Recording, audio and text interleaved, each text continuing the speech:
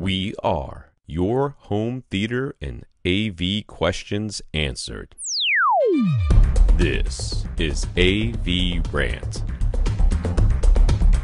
Want your home theater or AV question answered by Tom and Rob? Send it to question@avrant.com. Grant A, all the way around the world in New Zealand, all the way around the world from me. He's not around the world from his friends. Grant A has a Pioneer SC LX59 AV receiver.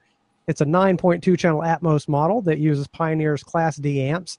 Every once in a while, it'll just cut out in the middle of a movie. Not every movie, and only ever once per movie. But it was enough to get him to check the troubleshooting section of the manual, which did suggest activating the receiver's, quote, digital safety feature if you experience audio dropouts during loud playback. Yep. Activating so-called digital safety can't even be done in the regular user menu. You have to hold down the enter button while pressing the standby button and then use the front panel controls to navigate to D safety. Everybody should practice good D safety. And then select settings 1, 2, or off. Right. Just 1, 2, or off. 1 of what? 2 of what? We don't know. That's right. So he tried 1. That's a good place to start. And he's never had another audio dropout happen. But he'd like to know what this setting actually does, as would I. The manual doesn't explain what's actually happening. So could the digital safety be affecting the performance of his amplifiers in some way? Should it be using 2 instead of 1? And then my question, if there's a chance your amp might cut out and you know that, why not just make 1 the default? Well, what is it doing wrong? So this seems... I am not 100% on this because I couldn't find a straightforward, this is exactly what this setting is doing. People have been asking this for quite some time online on forums. I took a quick gander and people have been mad about this for a while. What is this? But to me, why do you put in a feature to make it stop doing a thing it should never do? Right. Just make that the default. First of all, I want to give out the normal info, the normal disclaimer, which is that if you are playing some music or a movie or something like that and your receiver suddenly goes into protection mode, suddenly shuts itself off, and there's usually a red light blinking somewhere, normally that's a short circuit. Normally there is one tiny little strand of speaker wire, might not even be at the receiver. It could be on the speaker end.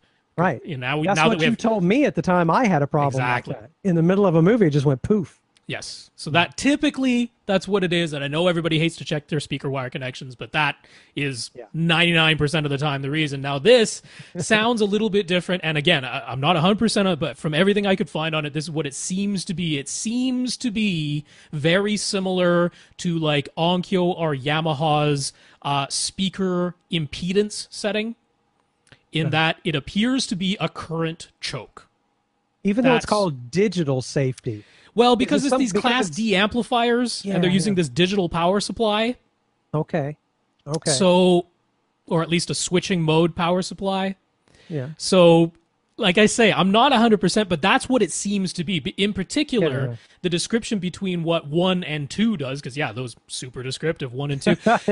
It does mention if you are using lower impedance speakers, like a 4 ohm or a electrostatic speaker or something like that dips way down, and the 1 setting still ends up with shutoffs happening, to try the 2 setting. And that has to be what it is. That's the only thing that makes sense. It really seems like that's what it is. And it for low impedance speakers, that's got to be what it is. Well, basically, and all that setting is in other receivers where they call it the speaker impedance setting rather than the digital safety setting, all it's doing is enacting a current choke. It's limiting the number of amps that are allowed to flow through the output transistors of the amplifiers, which keeps the heat down and makes sure that nothing ever exceeds the capabilities and the heat dissipation ability of the AV receiver. So normally our suggestion is to leave it off, or in the case of ones that are labeled as speaker impedance, to leave it at the highest setting, which is usually 6 or 8 ohms, because that way you're not choking the current. But if you're getting shutdowns due to overheating, well, that's worse, isn't it, than just limiting your headroom somewhat. So it's frustrating. If that's really what it is, why in the world would Pioneer not make it where you could match it up to something in the real world? Because on my Yamaha amp, it says 6 ohms or 8 ohms. And I looked on the back of my speakers and it said 6 ohms. and you go, well, that's I'm not sure. I mean, my speculation would be because Class D amplifiers don't behave exactly the same way Class AB amplifiers do. In particular, Class D amplifiers really struggle when high frequencies have a low impedance, which is kind of rare. It's unusual for that to be the case, but that's an area where they tend to struggle, whereas Class E amplifiers, AB amplifiers typically don't. So it could just have... they just chose to call it something else. Yeah. Because even if you have a speaker that's, let's say you have a speaker that's nominally rated at 6 ohms, and they gave you a 6 ohm setting, but for some reason its high frequencies have a low impedance, then you still might shut off with a Class D amplifier, right? Huh. So maybe that's purely guesswork on my part. That actually, I mean, it's plausible, makes sense. I mean, it's a somewhat educated stab in the dark. No, that's a good educated stab. Grant, I'm not 100% sure that's what's going on, but it makes sense. It fits the scenario and it fits the description of the difference between 1 and 2. So I think that's what's going on. And ultimately, if setting it to 1 has solved your problem, then that's really what matters. And it makes sense that if it sounds good and it solved the problem, you wanted one of those. Yeah. Whatever that is. I'd like one digital safety unit, please. One. Thank you. All right. Want your question answered? Send it to question@avrant.com.